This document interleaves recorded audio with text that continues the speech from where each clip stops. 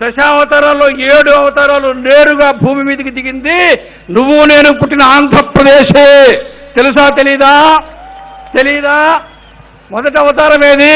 మత్స్యావతారం. మత్స్యావతార దేవాలయం ఎక్కడుంది? నాగలాపురం ఎక్కడుంది? ఆంధ్రప్రదేశ్.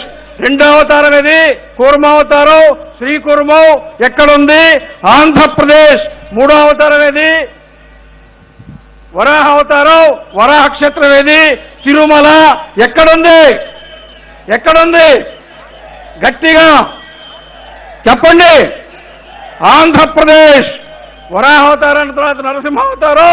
నరసింహావతారం ఎక్కడుంది? మహానంది. మహానంది ఎక్కడుంది? ఆంధ్రప్రదేశ్. నరసింహావతారం తర్వాత 5వ అవతారం వామనావతారం. వామనావతారం దేవాలయం ఎక్కడుందో తెలుసా? పరుచూరు మండలంలో ప్రకాశం జిల్లాలో చెరుకూరు గ్రామంలో త్రివిక్రమ వామన స్వామివారి దేవాలయం ప్రకాశం జిల్లాలో ఉంది. వామన స్వామి అవతారం దేవాలయం ఎక్కడుంది? ఆంధ్రప్రదేశ్. అవునా కాదా? విన్నారా లేదా?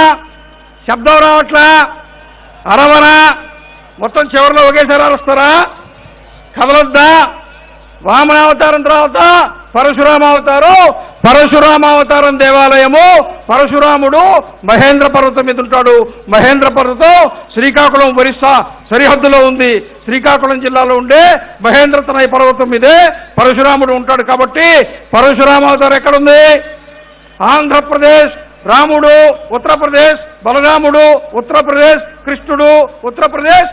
అఖిలాండ కోటి బ్రహ్మాండ నాయకుడు కలియుగ ప్రత్యక్ష దైవం సాక్షాత్తు వెంకటేశ్వర స్వామి తిరుమలలో ఉన్నాడా లేడా?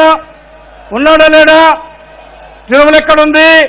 ఆంధ్రప్రదేశ్. అవునా కాదా?